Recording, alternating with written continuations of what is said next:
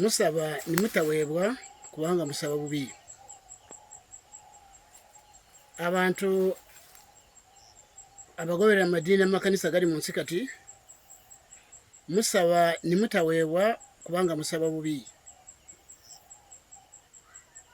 Lwansonga nti abantu basaba mu madiini amakanisa naye tebamanyi gusaba ki Katonda kwawulira n'okwatawulira bwe wali ekizibu. Yakobo sura 4 lunyiri lwokusatu agamba nti musaba nimutaweebwa kubanga musaba bubi. Lokumbasirumaze eyo naye katwale ekyo nti musaba nimutaweebwa kubanga musaba bubi. Abantu abagozi b'amadiini n'amakanisa gamubalaba buli diini isomesa lwayo, buli kanisa isomesa lwayo ngeri ya kusaba. Naye okusaba ki Katonda kwawulira? Mbategeeza nti okusaba kwonna abakkiriza Yesu Kristo ko baali bakusaba. Baali bakusaba okusaba kwonna kwe basaba nga Katonda akulinako amagoba. Katonda nga akulinamu amagoba. Bwe kiraba bwe kityo okusaba kwe musaba fa nga temumanyi oba Katonda kuwulira oba nedda. Katusomeyo wano mutegeere kubanga ensonga nkulu ennyo nayo mu kukkiriza Yesu Kristo.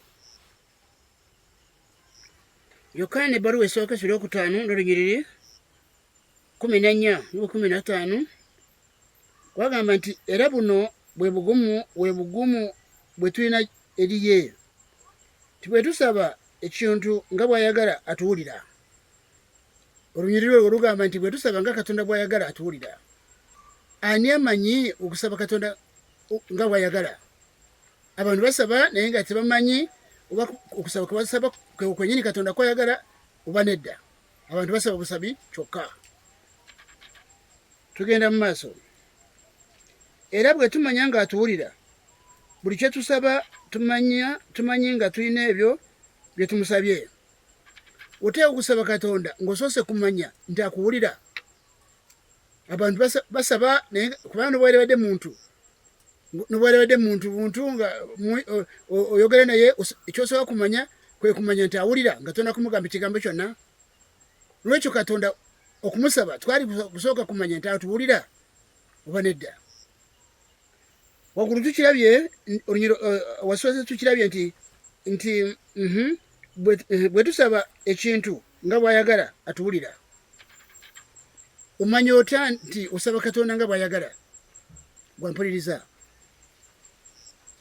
Mbategeeza nti njagala olw'obudde njagala gwe kennyini otunule Kitaffe ali mu ggulu. Kitaffe ali mu ggulu bw'osoma Yesu Kristo okusaba kwe yayigiriza temulimu magoba ga muntu, mulimu magoba ga Katonda wokka.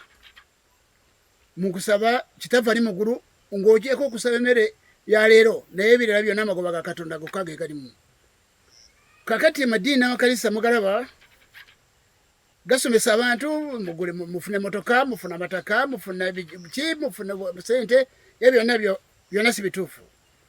Katonda ayagala okusaba kwalinamu amagoba kokka. Bategeeza ni okusaba kwa mirundi ebiri Katonda kwawulira. Okusooka Katonda kwawulira kwe ye muntu okusaba okusonyiyibwa ebibi bye mu linnya lya Yesu Kristo. Kwe kusaba Katonda kwawulira okusooka. Okusaba kwokubiri kwe kw'abatukuvu abatuukirivu. Okusaba kw'abatuukirivu omuntu ayazaalibwa omulundi gwokubiri mu bulamu bwe nga temukyalimu bikolwa bya mubiri nga ye mutuukirivu abali ebibala by'omwoyo asaba naye asaba atya ye. Naye asaba nga Katonda bw'ayagala, by'ayagala by'asaba. Katonda by'ayagala tasaba mamotoka, tasaba biki, alina okusaba Katonda nga Kitaffe ali mu ggulu bw'omugiraba nti ye teri magoba ga muntu. Okusaba Katonda kwe twali bakumusaba kwe kumusaba nga tumusaba kutambula nga bw'ayagala. Buli kiseera nga tumusaba bwe wabeerabo olusozi oba kintu kiri mu maaso go ng'okimukwasa kyokka ng'omugamba Mukama kino ekizibu kikyo urutalo rwo nosaba gutambura nga Katonda bwayagala buli kiseera nga omuntu akkiriza Yesu Kristo nga kyatabakanira kyayanira okusaba okulabika natambula bulungi ne Katonda. Okusaba kwa mirundi ebiri kwembaga Katonda kwawulira. Okusooka ye mwonoonyi asaba okwenenya n'okusonyibwa ebibi mu linnya lya Yesu Kristo. Owokubiri ye mutuukirivu. Kati era mbategeeza wano Petero ekisooka ebbaluwa esooka sura yokusatu n'olunyiriri 10 n'okumirabiri agamba nti kubanga ayagala kwegomba obulamu n'okulaba ennaku ennungi aziyizenga olulimi lwe mu bubi n'emimwa gye giremenga okwogera obukuusa. Ndowooza mukiraba nti okubeera bulungi mu nsi muno n'okwegomba ennaku ennungi kituleeta eri mu butuukirivu nti era yeewalenga obubi akolenga obulungi anoonyenga emirembe agigobererenga kubanga amaaso ga Mukama gali ku batuukirivu n'amatu ge gali eri okusaba kwabwe naye obwenyi bwa Mukama buli eri abo abakola bibi. Obusungu bwa Katonda buli eri abo abakola bubi. Amakulu gaakyo nti Katonda awulira okusaba kwa mirundi ebiri.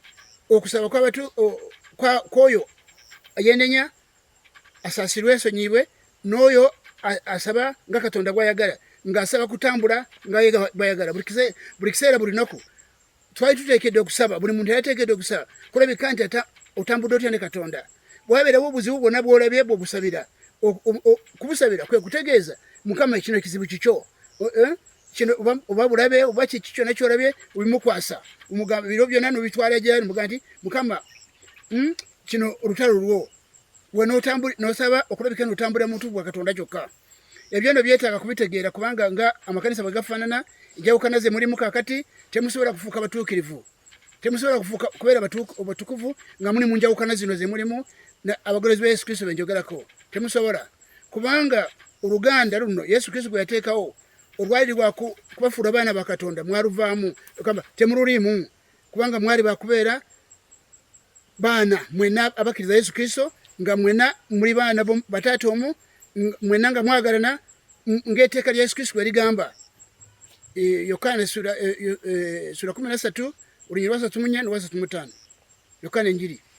Ate bw'odde eri mu Yokaana ebbaluwa esooka sura yokuna olunyiriri 12 kutya 13 ate n'olunyiriri 21 ne Yokaana ekisooka sura 5 olunyiriri olusooka mwali bakubeera abaluganda naye kati zino njawukana ziri mu bagolozi ba Yesu Kristo zibajjamu tebasobola kutuukirira nga tebalina kwagala kyo tekiriyo kubanga tebazaalibwa mwoyo. Amakulu gaakyo nti nga munaasaba osaba kino era ebyamagero by'amadiini n'amakanisa bye mulaba si bya Yesu Kristo kubanga Yesu Kristo bw'akola omuntu ekyamagero ate amuggyako ebibi bye. Naye abantu abali mu madiini n'amakanisa bafuna ebyamagero naye nibasigala n'ebibi era n'ebizibu nibyeyongera. Amakulu gaakyo ndi muwandiisi William Gasoni Baguma ndi muwandiisi yatumibwa Yesu Kristo mu 1998 musonyeko mu 1998 okulaga okukyama n'okubulako abagolozi ba Yesu Kristo kuli mu nsi. Ndi muwandiisi wakyo, ndi muwandiisi wabyo. N'olwekyo basebo ne banyabo ebigambo bigazi mwetaaga kumanya engeri gye musinkana omuwandiisi ono musobole kudda ku mulamwa gwa Kristo. Naye amadiini n'amakanisa kusinziira ku kibi ky'enjawukana temuyinza kutuukirira nga temulina kwagala kubanga singa mubadde n'okwagala zino njawukana tezaalibadde mu mmwe. N'ekyo okusaba n'obwe musiiba n'obwe mwekalirira muteeka okumanya nti okusaba Katonda kwawulira kwa ngeri ndala si kusaba okwemusaba. N'ekyo mbasaba mugoberere obuwandiisi buno mugende mu maaso okugoberera obuwandiisi buno mutegeere bugamba ki. Ekkanisa amadiini n'amakanisa gali mu nsi kati tegali mu kkubo lya Katonda. Nkyogerako era nakiweebwa emyaka 36 nkitegeeza. N'ekyo basaba ne banyabo njagala muveeyo mugoberere obuwandiisi buno bugamba ki mubwekenenye muwone. Awatali ekyo omulembe guno gwakuzikirira. Mwebale nnyo okumpuliriza.